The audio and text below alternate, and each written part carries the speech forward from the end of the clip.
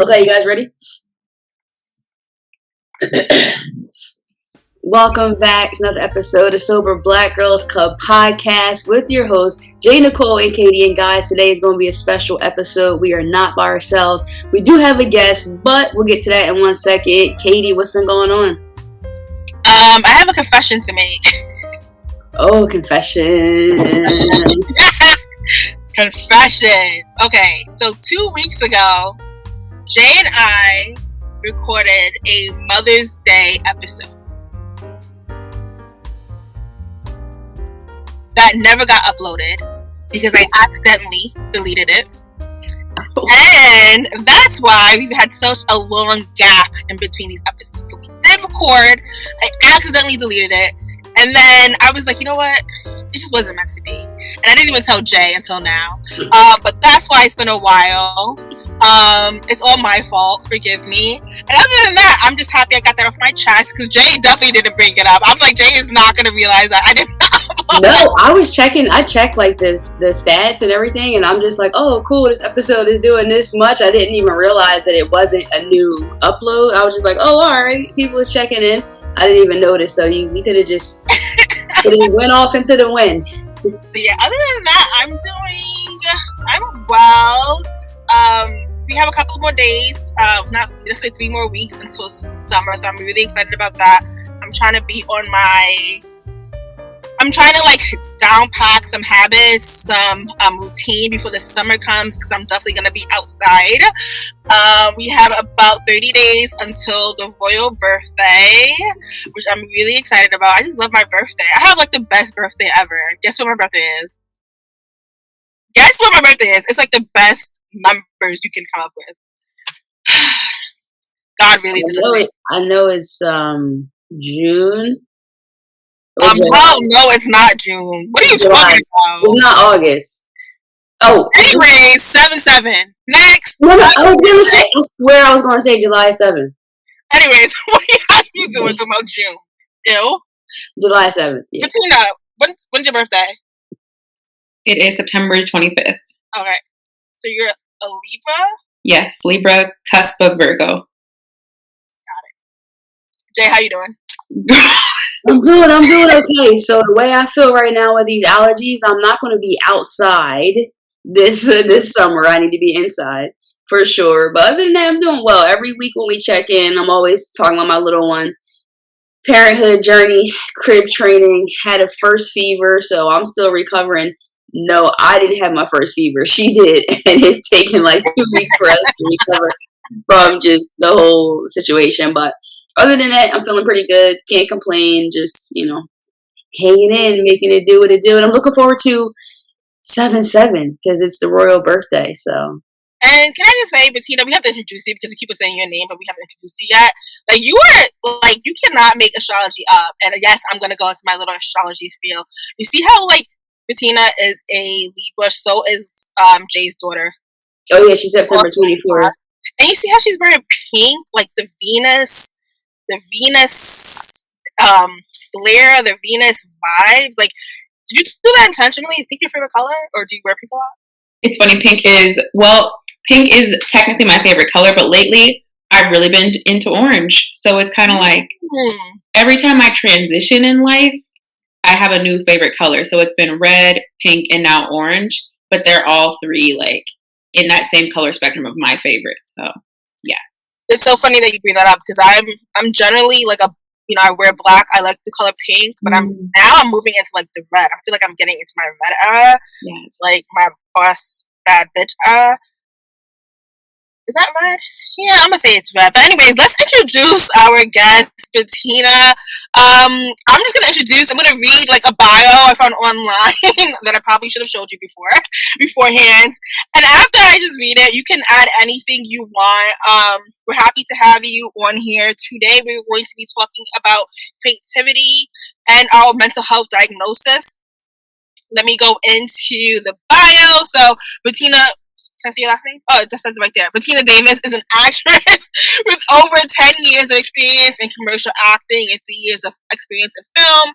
She has had commercial sports in Target at collab, flannel jacks, and more. And clearly I got this from your website because you are an actress. I started following Brettina maybe a couple of years ago, and I fell in love with her content, which circles and revolves around acting, but also you gotta help me out with this because I always trip over it. Borderline personality disorder. Yes, borderline personality disorder. Thank you very much. Which is different than bipolar disorder, but I think it's really, really important to be clear and distinct because I always trip over it. Again, even myself learning about it recently via our club. So yeah, we're happy to have you on here. You're just very inspiring to me because I think that like we're all creatives at heart, right? We're all creatives at heart, but sometimes we just get so lost due to labels and due to our diagnosis. Sometimes we just get so lost in certain like boxes of life, and I just love how you talk about both the many different facets of your life. I love it. So I'm gonna give you the floor. If you want to say something, introduce yourself. The floor is yours. Yeah, absolutely. So my name is Brettina Davis. My cat jumped in my lap, and he's my baby, so it's fine. He's here. A Mugen. Can we see him? Oh yeah, hold on. Let me show you my cat. Aww. Yes, he's cutie. Okay. So my name is Brettina Davis. Like you said, I'm an actress, advocate, storyteller. I like to talk about just healing, especially in the Black community, because I feel like it's really important. And I have been following y'all for a while. I've been following a lot of the things you do on Instagram and just how much you support Black women who are sober. And I'm happy to say that with also like a lot of the content you've posted, I'm 8 months sober now. So I am like super happy about it after like an 8-year back and forth journey of just like taking month breaks here and there, and then really deciding like that alcohol is just is not for me at all. So Jay, how did I forget like she's also sobriety? I'm so sorry. Like I don't even know how we left that out. I totally was not even and you're also practicing sobriety. Shout out to you. Where do you want to start, Jay? Do you want to start or I can No, that's no problem, definitely. But don't worry about that part. I mean, if we didn't say it, people probably would have just assumed that you were sober even if you weren't. So at least that's cool. No, like Katie said, we're happy to have you on the show. I think a lot of times what I think, and I want to kind of get into it, is how did you come to the point of becoming like a mental health advocate? Because I know that's a reference that you have for yourself because sometimes advocates are also, I don't want to say participants, but they also don't have like a diagnosis. So sometimes it's more of an ally thing or someone just kind of standing up in that way. But for you to become an advocate of your own journey, I think is really dope. So let's just get into that. Well, thank you so much. So I actually started out with doing like a lot of like modeling and activist content because at my heart, I am an activist. I used to do a lot of work around Jamar Clark when he was killed by the police here in Minneapolis, North Minneapolis specifically. And my mentor, Mel Reeves, who passed because of COVID. So he passed during the pandemic. He is the reason why I became so outspoken about Blackness, because Blackness is really where that advocacy starts, right? It's like what made me more outspoken about who I was. And I was just going through a lot during that time. I ended up going to therapy, seeing a Black woman for the first time in my life. And she was the first person to look at me and be like, do you think you might have borderline personality disorder? And I was just like, thank you. All I said to her was thank you, because I had researched borderline personality disorder when I was 13. So I just researched like what I was feeling, and it's like borderline personality disorder. And I told every single doctor for like the rest of my, the rest of my life up until I was 27, I told every single doctor, and they were all like, no, I think you just have anxiety. Like, it's just depression. And so like, it was always diagnosed with anxiety and depression. And then somebody finally saw me. I still didn't want to talk about it out loud because when I ended up doing research after I was diagnosed, I did more research, and the hate that there is for people with borderline personality disorder, it is very intense. I understand where people are coming from because like a lot of people, especially like a lot of people unmanaged, like have done some pretty harsh things. But everyone with different diagnoses and disorders have done harsh things, right? So, do you mind telling us a little bit about what borderline personality disorder is, just for myself and other people who may not know exactly what that means? Of course. So, borderline personality disorder is basically a personality disorder where you have like irregulation with moods. You have a hard time with relationships, so it's very external. A lot of it affects your relationships with friends, family. You internalize a lot of like self-image issues, including identity issues. So not having like a very clear identity, not really understanding what your identity is. And then a lot of people have linked borderline disorder to people like Britney Spears, which, I mean, we talk about that a lot. And she's talked about it as well. And people started linking it to other people who weren't as savory characters. But one person who speaks out about it, who's like a black celebrity, is he's a football player. His last name is Marshall. No, I wish I remembered his name. But there are a couple of black people who speak out about borderline personality disorder. But what happens is it affects a lot of your relationships, and then your emotional stability and your ability to self-soothe as well. No, thank you. Okay. Brandon Marshall? Thank you. Brandon Marshall. He speaks out about it. So it's always nice to listen to him speak, because he's like a black man out there and a black person in general out there talking on borderline personality disorder, whereas I didn't really hear about it in like the celebrity sector until him, really, when it came to the black community. So, yeah. Thank you for sharing that. So in our Tuesday meeting, we read a book called Don't Call Me Crazy, and it's basically a collection of mental health. It's a collection written by writers of color talking about their mental health diagnosis, right? And for me, I think I have this just from my own personal experience. I have this thing against labels. So BPD was definitely one of the diagnoses in the book that like folks were talking about, labeling their experiences.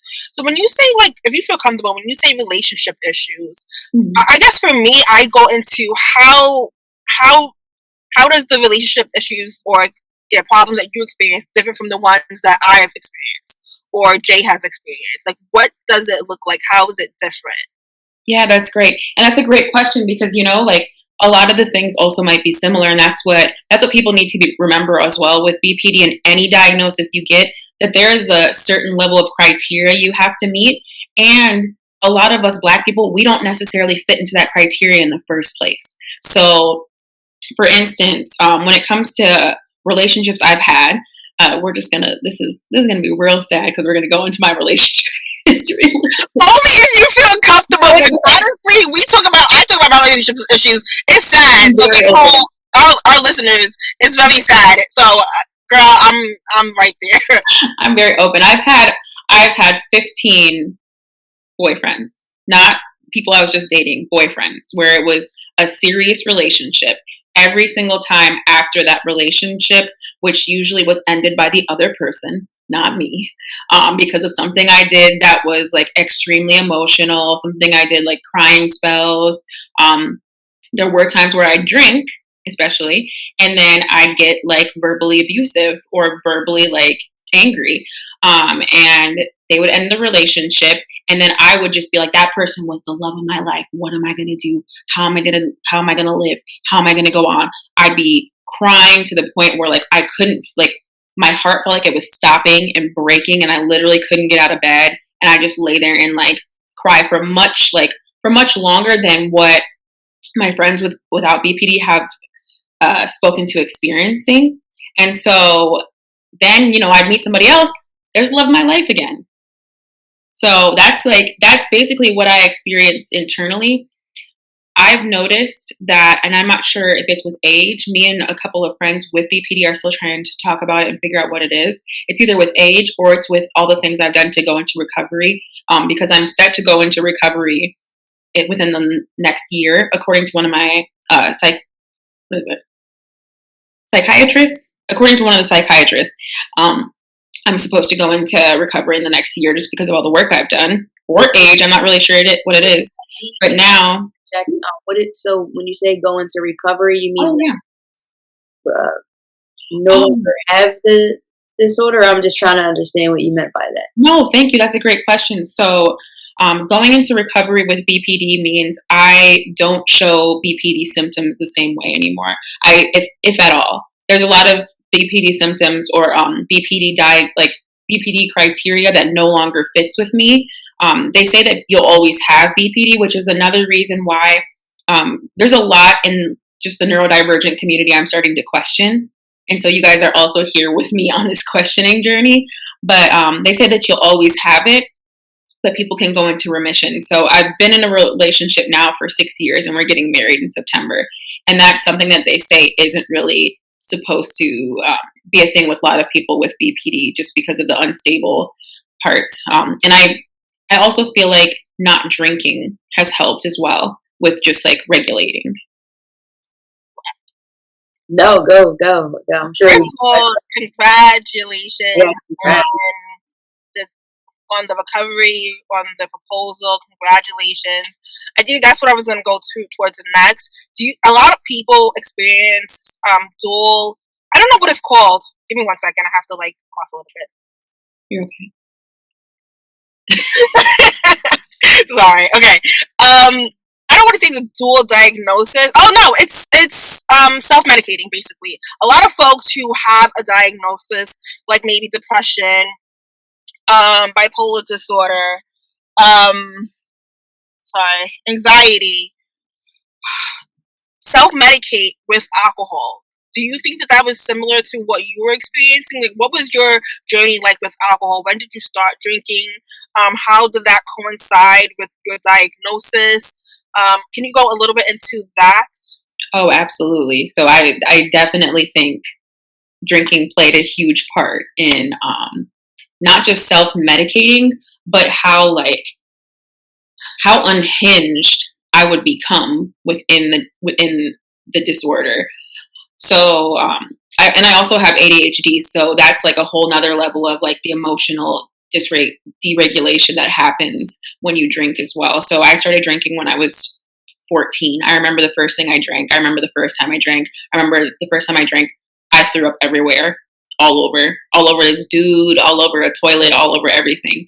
And I did not care because drinking really got me out of the situations I was dealing with. And so like I wouldn't say I was an alcoholic at that time. I would say I was just like trying to still like kind of find myself and like what was going on, just drinking for fun. But that's how it starts off, you know? And then I remember like college is when it got worse. College is when it was like blackout. Like every time I drank, I was blacking out. And the other reason that is because I was taking anti-anxiety medication. And when you take anti-anxiety medication and you drink, not only are you more likely to black out, but also the alcohol makes it so the medication no longer works. It actually does that with a good amount of different medications. So now all of a sudden, like, I'm not actually taking anti-anxiety pills because they're never working because I'm always drinking. So yeah, I mean, alcohol ruined a lot of my relationships. It definitely made the BPD, the ADHD, anything that was going on, depression, anxiety, it made everything much, much more intense. And it made it intense for everyone around me as well, but also for myself. So I actually quit drinking because of a situation I had with this girl. And after that, I was just like, I'm never going to drink again. Did you take any specific pathways? Was it just abstinence? I know you said you were in therapy, so I'm pretty sure therapy has helped with your sobriety. Is there any specific pathway you took to get sober? Yeah, so, and I don't once again, I just want to say I don't recommend this for anyone or everyone at all because this is just me as a person. But when I really decide this is what I'm going to do, I'm done doing this, I'm done. That's how I quit smoking cigarettes. I never did nicotine patches. I never did any of that. I just quit drinking. I haven't done a 12-step program. I still feel like they're necessary. I still would like to do a program. I still would like to do a support group, but I have not done one yet. And that's just because I also tried to quit multiple times, you know? And so this is like my last big try where I was just like, you know what? No, I'm just going to do this and I want to do it for real. And I'm very serious about it. And I knew that I was serious about it and really was done when I was just like, okay, like I don't actually need to drink. Because before I'd always be like, well, but I should be drinking to have fun, or I should be doing this. But now I'm at the point where I'm like, I don't need to drink. It's not worth my time. Yeah, thanks for sharing that. I have a similar story when it comes to just like sobriety and going through the process and just kind of getting there. So, and I too do think that there is an importance and a need for the rooms and the program and everything like that. If that, is definitely going to work for you. So just kind of like, not to like fast forward, but I think, well, I actually have two questions. The first one is, and we can get to the second one because it's not a double question, but is your partner or your boyfriend, was he also neurodivergent, or did you disclose this in the beginning, or is it like, oh, now you know, how did that happen? I love that you asked that, because our relationships started with me being like, I am very neurodivergent, but at the time nobody was saying neurodivergent was mental. I was like, I'm very mentally ill. I have BPD, I have anxiety, I have depression, I have childhood trauma, I have CPTSD. I just went down the whole list and I was like, this is what you're getting. Like, I was very open with him because I'm not even sure why I was that open with him, honestly. I think he had told me something, and he's not neurodivergent, by the way. He had told me something that was like very like close to him, and so I was just like, well, I'm going to be open too. But our relationship on both sides, because of both sides, has not been a picnic, or was not a picnic at the beginning, So like in the first year, he broke up with me 4 times, and some of that was your eyes, Jay, your eyes were like. Some of that was because of behaviors with me, but some of that was because he was so immature and he did not want to grow up, and he didn't know how to communicate well, right? And so it was like, definitely both of us were part of the issue, but we both had to grow as people, and for some reason we both kept just taking each other back, which like, it started out real toxic. It's really great now. I wouldn't recommend that either to anyone who's talking. Don't just take on men like pets and projects. That's not what you should be doing. I was young, I did it. It just happened to work out, but that doesn't always work out. And it took a lot of couples therapy as well. No, thank you. Thank you for sharing that. I think there's a lot of key things there. One, in the transparency, but also the vulnerability. I think a lot of times we can't get to a certain level of communication, even just in platonic relationships, because that first vulnerability domino isn't like, someone's not willing to just like push it. So it's like, okay, you went there, I'll go there. And then from there, it's like, okay, we have this commonality. Like, it seems like you felt like even in your toxicity, there was a safe space. The other question I had too was, so being ignorant, let's just say, because that's what it is, lack of information. When I hear borderline personality disorder, I'm thinking about people who are just like showing up as all these different people. So like, you're the same person, but you're like, hey, like, because I mean, again, talk about TV and shows and things like that. When you see it, it comes off that way. So what does that show up like I mean, you talked about the moods, but just like, how would people pick up on it? Like, any flags or? Oh, that's interesting, because I can't tell if you're talking about multiple personality disorder. Yeah, that's probably what Oh, okay. No, that's not the same. Those are two different things. Okay. Mm-hmm. And I don't even think they call it multiple personality disorder because it's such a problematic term. But that would be like, you are different entities in one person. So that's like, that's what I was thinking. Yeah. We're talking about. No, that's not how it feels. It's just me. So it's just me here. And oh, sorry, my cat is doing weird things. It's just me, and yeah, I feel a lot, like, and I don't know how else to really explain it other than like, it feels like sometimes like it's a roller coaster, and literally 1 minute. Okay, for instance, today, 1 minute I was crying my eyes out about Tina Turner. Tina Turner died today. And I was just bawling. And then the next minute, I was just like, all right, back to work. Like, not literally a minute, but 10 minutes, which usually like emotions stay with people for a longer time. And then a different circumstance would be like today I heard about the anniversary of the school shooting down in Texas.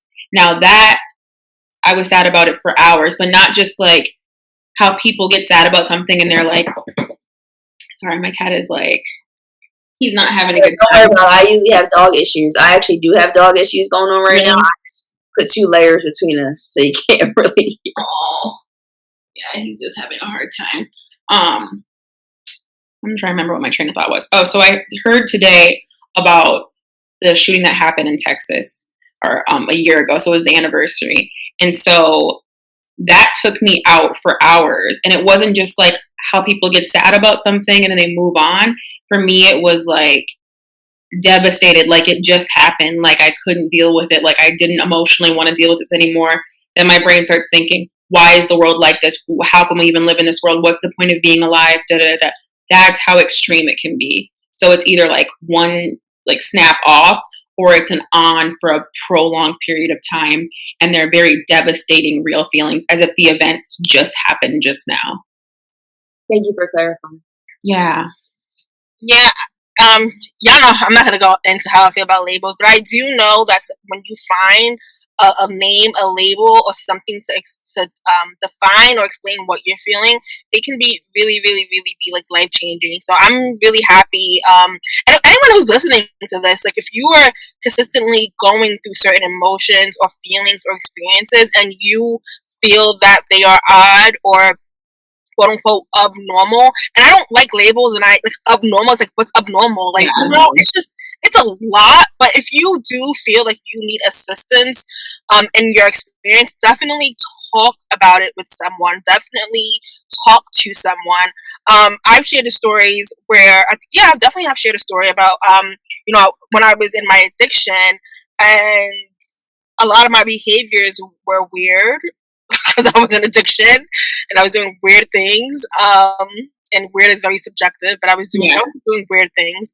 And I remember a psychiatrist. I never can figure out the difference between a psychiatrist and the other psychiatrist and psychologist. A lot of times, psychologists need to prescribe medication. Mm-hmm. Yeah, this one was like a psychologist, I believe. Whatever she was. Anyways, I remember when she diagnosed me with like bipolar disorder, and she gave me medication, and I was looking at her like, ma'am, I definitely do not have bipolar disorder. That's another thing. Can we talk about the diagnosis? And this is why I have a distrust in doctors in the medical field. Yeah. Like, she saw me one session and diagnosed me with bipolar disorder. See, but that's like, yeah, you can't do that. You can't do that. You can't, it takes at least a year to even know if a person is showing those kind of symptoms. You absolutely cannot diagnose them unless you give them some sort of a mental health assessment. And then even then there are certain things that go into the fact of like, you can't just do that. So your experience is messed up, and it's something that happens to a lot of Black people, especially when it comes to things like schizophrenia. They will use schizophrenia as a way to discredit Black people who have seen too much trauma or who are activists just trying to talk about the system and the government. So I understand like where you're coming from with labels, and I understand why you don't mess with them, because there is actually a lot of history around BPD as well. BPD, bipolar, and all these labels about how they've actually been used to discredit the Black community. For sure. And the crazy thing about it is that she prescribed me medication, and I was taking it thinking that it was going to help me. Really what I used to do was stop drinking, and she didn't realize I had a drinking problem until like further down the line.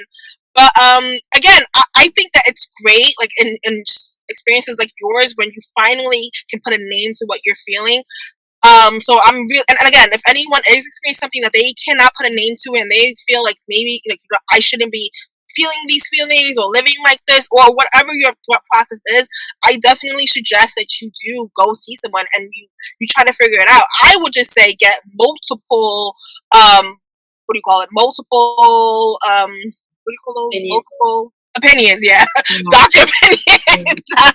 Doctor opinions, because it's important. But I'm really happy, Brettina, that you had a great experience. Oh, I don't want to say a great experience, but I'm happy that you felt relieved, like and you felt satisfied with what you were being told. So what was treatment like in the beginning for borderline? And yeah, when did you start treatment for that? What was it like? And I want to know, maybe this is like a double whammy, like what role did like your drinking alcohol interfere with like the recovery process of that? Yeah, those are actually really good questions. So I will say that treatment for borderline personality disorder is DBT skills. So there are a set of skills that install more mindfulness techniques. So really it's just kind of like things like meditation, stopping, and being able to regulate and live in the moment. That's basically what they end up telling people with BPD. So first I always tell people, like, do not just self-diagnose from things you hear me say, because I'm not a professional. So I want to say that because like people might hear this and be like, oh my God, I have BPD. And I don't tolerate that kind of stuff, because it's just like, it leads people down a dangerous path. But DBT skills are good for anyone who has issues regulating their emotions. That could be from ADHD, that could be from BPD, that could be from trauma, childhood trauma, that could be from generational trauma. There's a lot of different ways to feel, and DBT skills help with just regulating emotions in general. And so that's one thing. And then for me, it was my anti-anxiety medication. So I do take medication. I take a very low dosage of something called citalopram, and it's for the severe anxiety I have. And that anxiety, to be honest, a lot of the anxiety is caused by like my childhood trauma in general. So if you have BPD and then you have other neurodivergencies, that can be hard to deal with, like, because then you're dealing with multiple different things going on at once. So the anxiety part is usually taken out. And yeah, I mean, drinking made it really did make everything worse, because I was like the most BPD version of myself when I was drinking. I was the most traumatized version of myself when I was drinking, depressed, anxious, like any label or non-label you could possibly have. I was that person. And so that's why it was so important for me to stop drinking, because I was finally able to deal with my own emotions without going to a bottle to deal with my emotions. So before, if I got really upset, I'd just start drinking, and now I'm at a point where I have to figure out ways to regulate. Sometimes it's pacing back and forth and like holding my hands even, or anything like that, but it's better than going to a bottle. Was drinking always was your drinking experience always, because you said it was horrible, but was it always horrible from the beginning, from like when you were 14? Every time you drank, it was a horrible experience, majority of the time? Oh, I had a lot of fun times too. Okay. Let's be real. I'm not gonna lie. I'm not gonna sit here and lie. I had a lot of fun times. And people also told me I had a lot of fun when I blacked out too. I was very fun. I was a very outgoing person, but that's another reason why I drank. It's because I was so scared of rejection from people that I would drink at networking events and social gatherings, just so I'd be able to like talk to people. And now I have to find that courage in myself and get over that social anxiety. And that's made me have to do more work out in events and with people, just to really put myself out there, which I like too, because I like that challenge as well. Yeah, no, definitely. All good stuff there. You said a lot. I think one of the things I think it would be remiss if we didn't touch on, because you had mentioned the childhood trauma part, and then you also mentioned in the beginning when you were 13 and you felt like you might have the borderline personality or some things going on. And I think you said, you can correct me if I'm wrong, that your parents didn't think this as well, or your caregivers. Let's just say that. I'd never like to assume that people have parents. I don't know the story, but what was that like? Because you've done a lot of work and you've gotten to this place, but I think a lot of people struggle because they don't have support, and they feel like it could feel like you're constantly trying to get validation on your journey from someone, whether it's your parents, your friends, or whoever. So did you have support from like adult caregivers along your journey, or even currently today? Oh, that's a really good question. So I will just say both my parents were alcoholics growing up, and there was a lot of like physical abuse in my household going on. Never towards me, but towards my mom. And growing up, they didn't believe they believe in mental illness now. They believe it to a certain degree, and they believe in like trauma now and those things. But also a lot of it, I'm trying to figure out how to say this.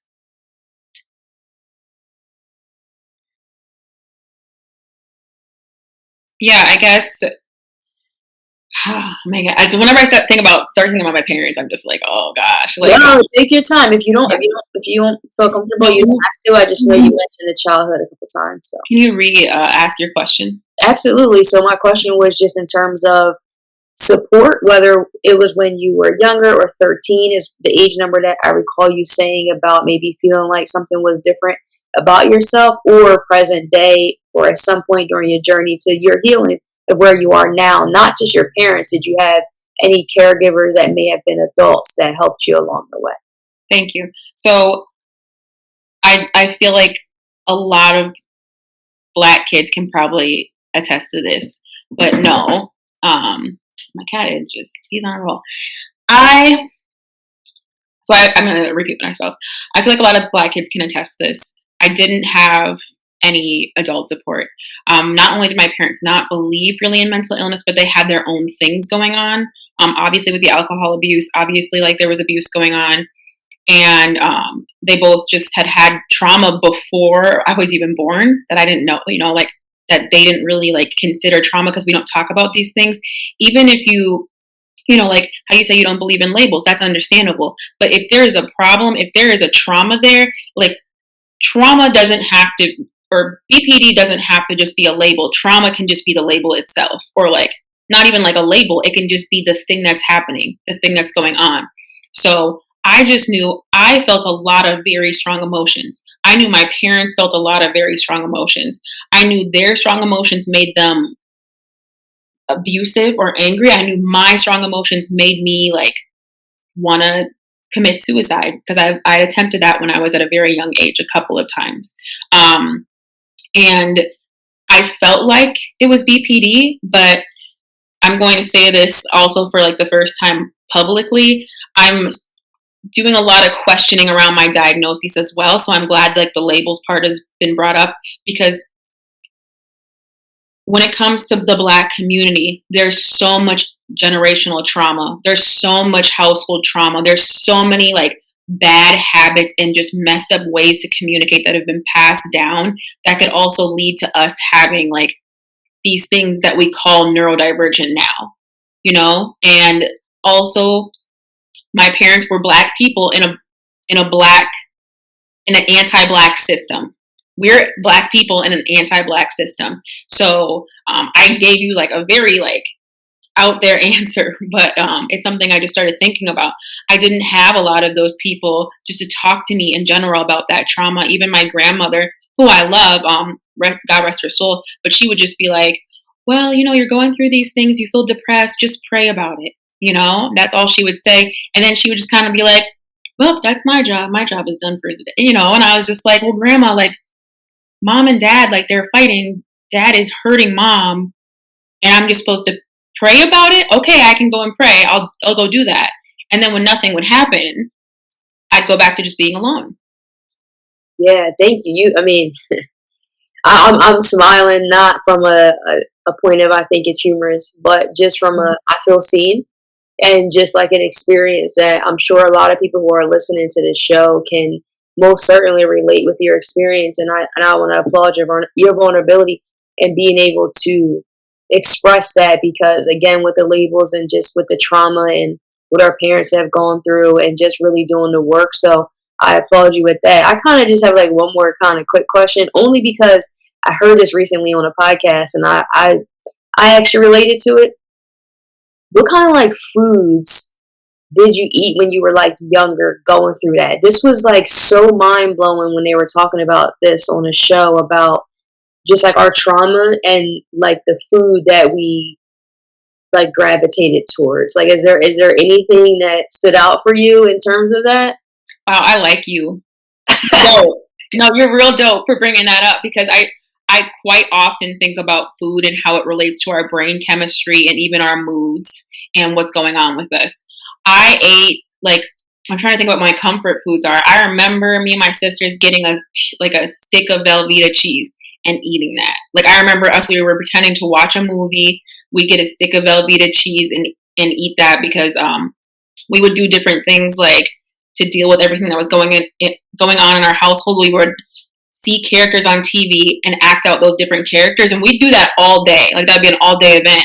Or like we pretend to watch movies, which is like, well, why y'all pretending to watch movies when there's a TV right there? We pretend to watch movies. We'd make up our own things as what we were seeing on the TV, and then we'd sit there and eat like a cube of cheese or like Spam.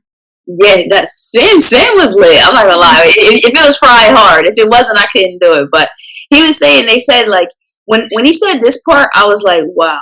He said they used to ball up bread, but like eat it in a ball though. Like just take a slice of bread and just like squish it up and like bite it like this. And I'm like, man, I used to do that too. But a lot of that they were, and again, this is preliminary. I didn't do any further dive on this subject except for hearing it on the show. But they talked about that like carbs and then like the trauma and like just like saucy things and the emotional part of like how it all related. And some people would eat like crunchy things for certain reasons too. And I was like, man, I never, and we probably still do it to this day as well. But it's like, I'm just like, yeah, I just like to eat carbs. I don't know. Today, I had a Sicilian slice. I've been having an emotional week, and it just like, it just felt way more than it should have. It should have been this emotional bite, but it was like, and I think because we're talking about sobriety, of course, as well on the show, for me, food kind of started to become like a replacement of that. So it's like, well, I don't drink, so let's be thankful that I'm not doing that. But I definitely emotionally eat. And I had a lot of childhood trauma, parents that were alcoholics, drug addicts, a lot of domestic violence, again, not towards myself, but what I experienced. And I think that we just can't negate that. Like, we can't just become adults and it's like, yeah, that was back then. It's like, no, that's still here and now. We just got to figure out what to do with it. So, you can jump in. I know I just kind of went off on a tangent, but I was curious about the food. What about you, Katie? Anything with the food? No, I'm just listening. Really, really great stuff with food.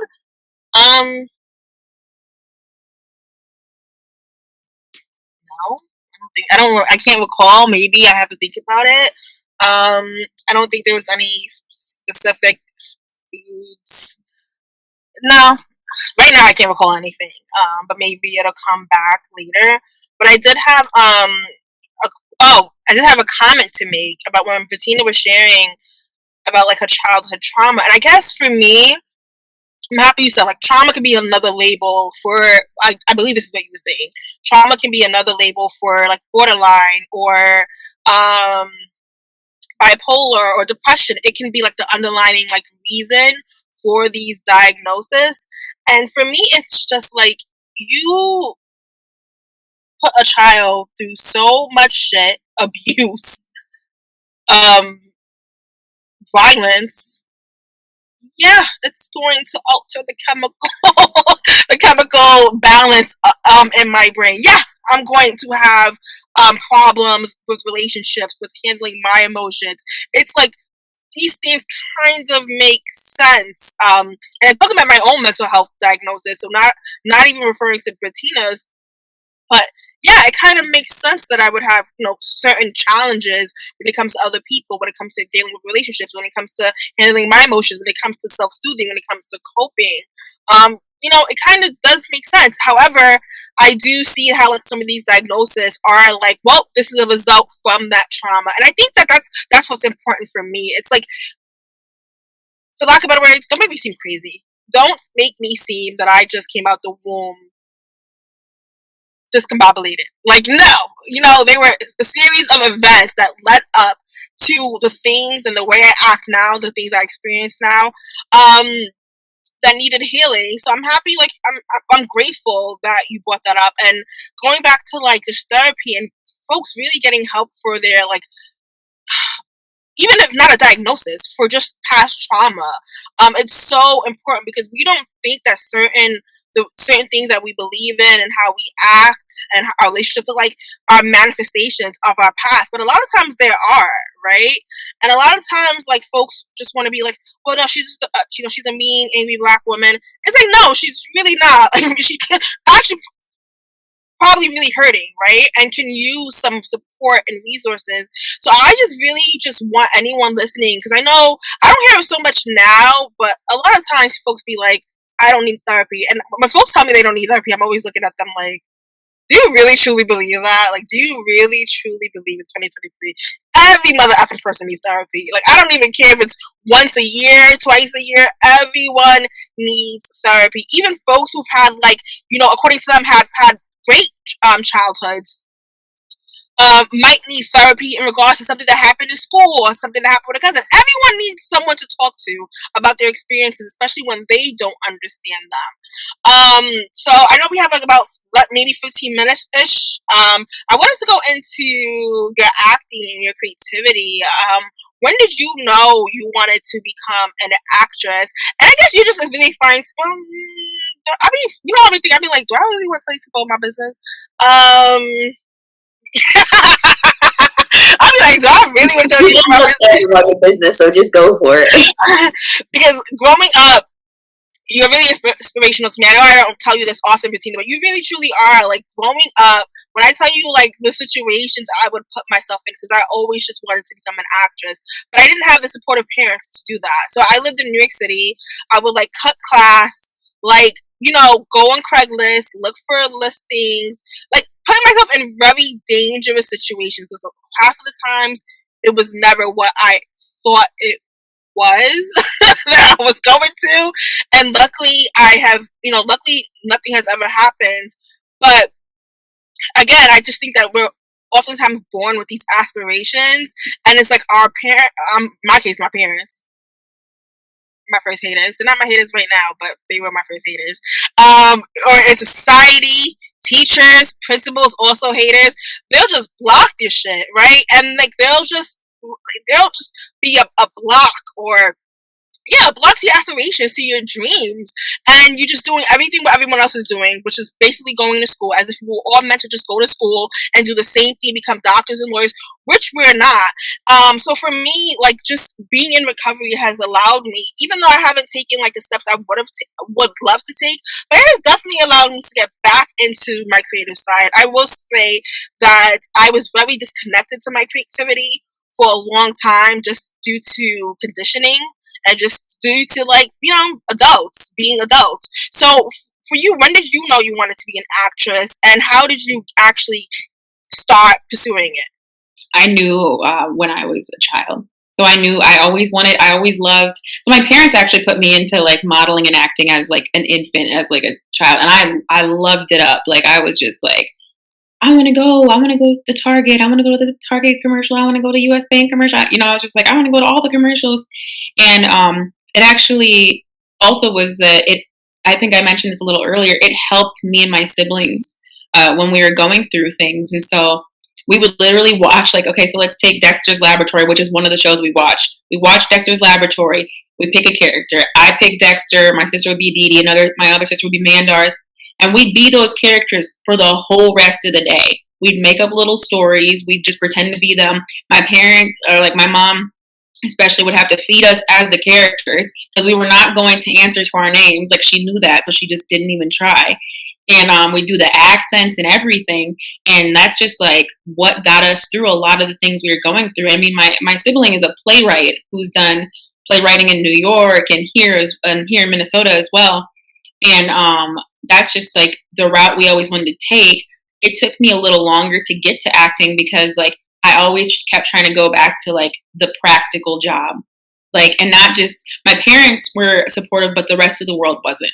They'd always question me. Everyone would be like, well, you're so good at talking to people. Just go be psychologists. You're so good at this. Just go be that. And I would listen to people because I didn't have like my own like core compass. So it was just like on and off that I would be like, I'm going to go be an actress. And I'd be like, well, no, I'm just going to go to school. I'm going to go be an actress. I'm going to go get a 9 to 5, because like I also like have money scarcity issues because of poverty trauma. So I'm always scared to be broke. So I was just like, oh, being an actress means you got to be broke most of the time. It's what I love doing. It's what I care about doing. But I need to go make money because I'm also the oldest daughter, family manager. So I need to go make money so nobody else has to worry. So it's taken me some time to get to what I actually want to do. But I've I wanted to be an actress my whole life. What about you, Jay? Did you ever have like any? I mean, you were a basketball. You probably wanted to be a basketball player your entire life, right? That's good. Yeah, I did actually. I actually thought about. It's so funny. I really thought that I was going to be the only woman in the NBA. It's crazy to think that. And then shortly thereafter, the WNBA was created and all that stuff. But yeah, I always just wanted to play basketball and then just like talk and stuff. But I never did any acting or anything along those lines. But yeah, no, nothing in that way. Wait, you thought you were gonna join the whatever it's called, the NBA? Is it called the NBA? Yeah, I thought I was gonna play with the men in the NBA. That was before the women's. Yeah. Oh, okay, cool. That makes sense. Yeah, so I know Brettina, my cousin, actually just was drafted. She plays for the Minnesota Lynx. Wait, who's your cousin? Diamond Miller. She's my cousin by marriage. Oh, everyone loves her. Yeah. Everyone loves her. That's so dope. But she's a number 2 draft pick, so we'll get into that after. But yeah, I was like, oh, Minnesota, yeah, Diamond plays there. That's cool. Yeah. I don't know what any of that is, to be honest. But I do want to say shout out to Brittany Griner. Have you seen her lately? She's just been killing. She's just been looking. Shout out to her. Shout out. I'm happy she's home. Shout out to Brittany Griner. Shout out to the basketball players. That situation was taking me and Katie down. We was like sending each other messages in the morning. We were reading every article. It was just like, it was rough. I feel like that was a rough time. So yeah, shout out to her. Now people are trying to like discredit her and come at her. I'm just like, y'all just are always trying to do something. I just don't have no time for that. So just like, thank God she's home. That's all I have to say. Because sorry, I get too excited. I just remembered. So I want to end this with like us giving, well, you really, Brettina, giving our listeners some practical advice for those who might be experiencing or think they might have borderline or any other diagnosis. Any advice you would like to give them, as well as advice about pursuing your passions in the midst of healing from trauma, in the midst of learning about diagnoses of healing. I also want to say, so except for being an actress, I really do, and I'm going to do this one day, I really know I am. I feel like I would be a bomb-ass comedian. I feel like I am mad funny. And I feel like I can be a comedian. My coworkers don't think I'm that funny. They're like, Katie, I don't see it. But I truly do feel, if I make everyone laugh, then that means I am funny. Like, I don't need to make knock-knock jokes to be funny. So I am going to, I feel like that's like a childhood thing. If you ever want to read a book, and this is to everyone listening, it's called Scare Your Soul. It's written by some white man who talks about I know some white man. He is. I don't know what else you want to be. There's probably other things to him, but it's written by this white man. It's like an interactional book that you write in and you do things and you create your own manifesto. And it's called Scare Your Soul, and it's about doing things that you never thought that you would be able to do. And it doesn't mean you have to be great at it. It's just about rediscovering your passions from like when we were kids, the things that we thought we would do, we would want to do. I think it's Scott Simon. Huh? Scott Simon, Scare Your Soul. What's his name? Say his name one more time.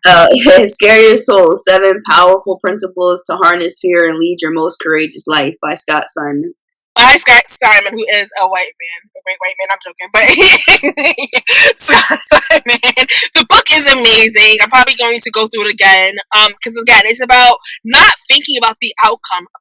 It's about doing things that excite you, that terrify you. I just feel like I know for me, just having to regulate my nervous system, so many things scare me now that as a kid, I used to go on, I went on King the Car, I used to go on mad roller coasters. Now, I will never step foot in a roller coaster because my nervous system is never jacked up. But I'm trying to get away from that. I'm trying to be that kid again. You know what I mean? So anyways, Brettina, any advice you have for anyone who might be dealing with, there's a lot of kids here, who might be dealing with like, who might be dealing with borderline or any other disorder, and also any advice about navigating again your creativities, your passions in the midst of recovering from substance, recovering from childhood trauma, learning about yourself and your diagnosis? Yeah, so I just completely taking just like borderline personality disorder out of the picture, right? If you are going through things that don't feel right within your being, so emotionally it doesn't feel right, like verbally it doesn't feel right, physically it doesn't feel right, it feels exhausting, it feels sad, it feels scary, it feels traumatizing, I recommend that you go to therapy. I recommend that you go to a therapy that works for you, because talk therapy does not work for everyone. I recommend, if you're going to go to therapy, you be honest with your therapist, because some people refuse to be honest with their therapist, so they're not going to get the actual help they need. And I recommend, no matter what, you use DBT skills and those kind of skills, CBT as well, which is cognitive behavioral therapy. The other one's dialect behavioral therapy. Both of them are great for just like overall mindfulness, because that's what they are at the end of the day. They're just like getting you out of your head, getting you into the moment, and then making your body more comfortable. So that's what I'd recommend, because honestly, when you get the diagnoses, no matter what it is, they're just going to either put you on medication or tell you to do the same thing that I just told you to do. So now you can do it ahead of time before you even get that diagnosis.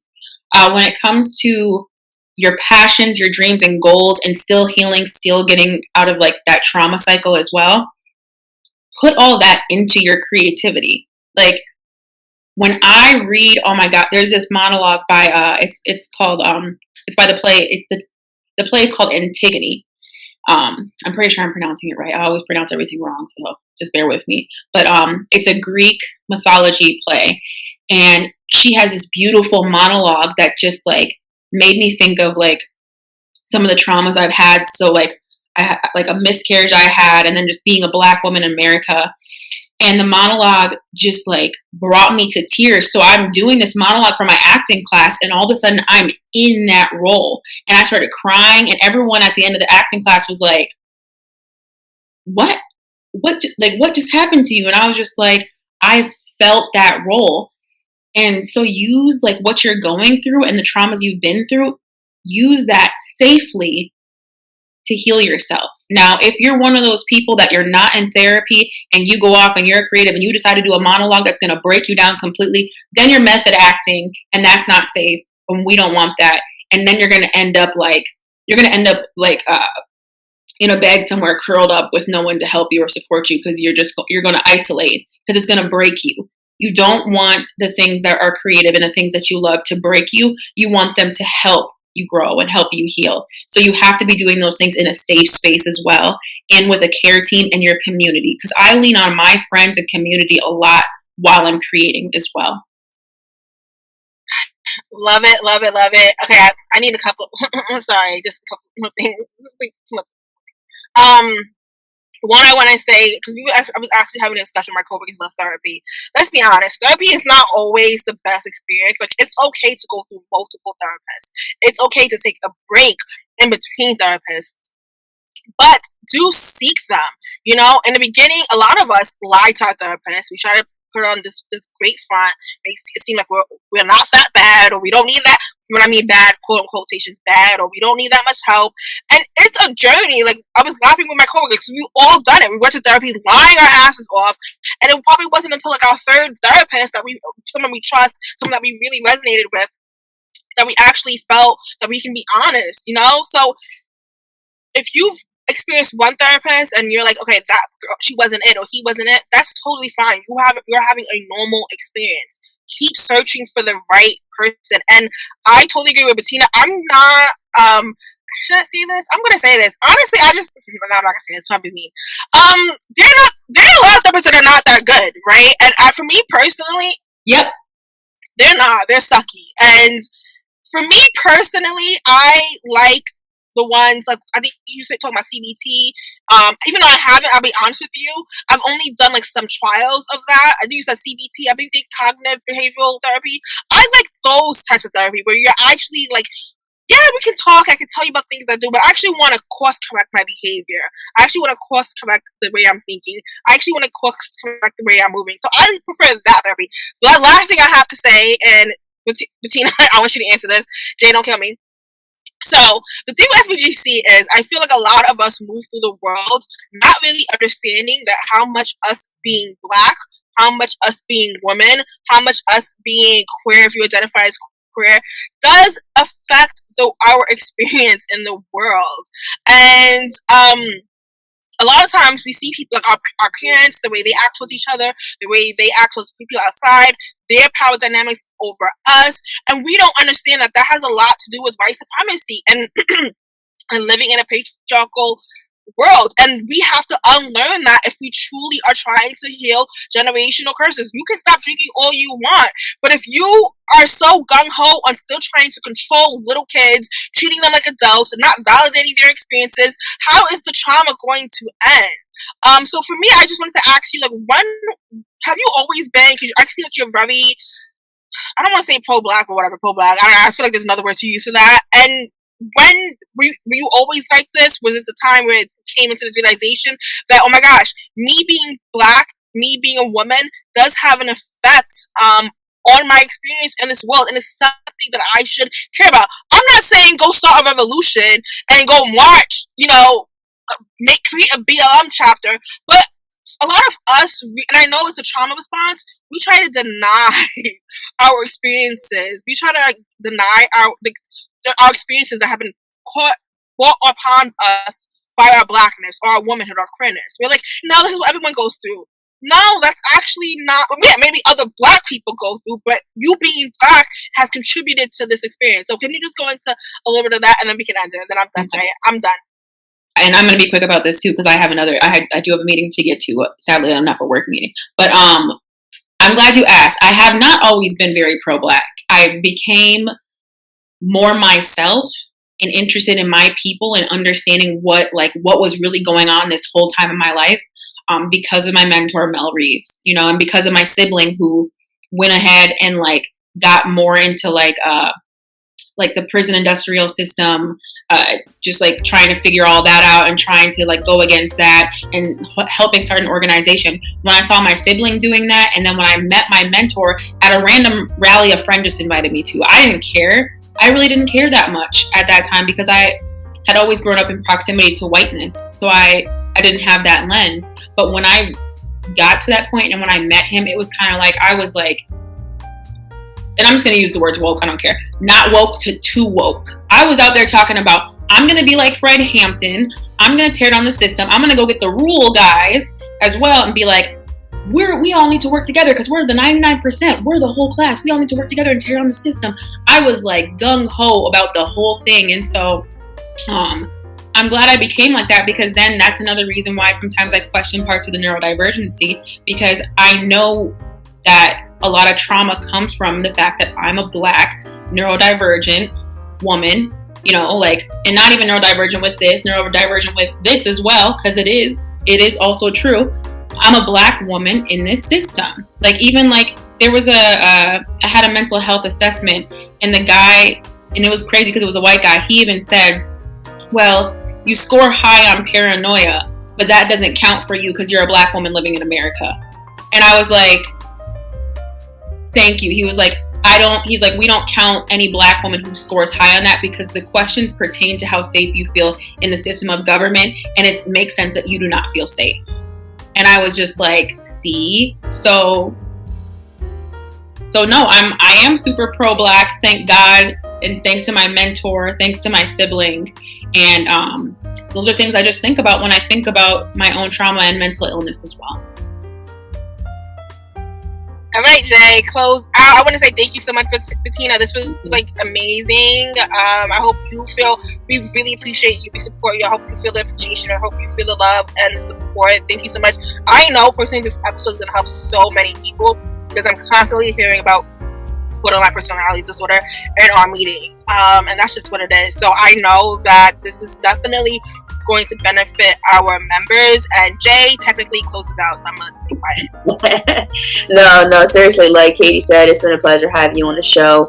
Thank you for your vulnerability, your transparency, just dropping all the gems. We wish you nothing but the best. Thank you for bearing with me. If I was not crying or falling asleep, trust me, I'm just like Claritin, kick in. Jay, your face face in those pictures, I'm like, what? I was like, oh my goodness. It's a little bit of the struggle bus, but we made it through, and I think it was a powerful conversation as well. Guys, make sure we let everybody know where they can find you and connect with you too. Yes. So you can find me at www.thebrettina.com, as well as Brettina, TheBrettina on Instagram and TikTok. You'll also find some of my acting stuff there as well. Yeah, and we'll link your links. Yeah, definitely. And you guys, you would see the links if you go and you leave a review. It's kind of in the same area. So if you're listening to the audio, definitely leave us a review. We always love to hear your feedback. Make sure if you're watching it on YouTube, leave us a comment. Let us know your thoughts. We appreciate it. We're going to keep bringing it. And yeah, that's all I have, guys. Peace. Bye, everyone. Thank you so much, Brettina. We know you have to go. This was an amazing. How do you feel? Y'all are dope, and this was so much fun.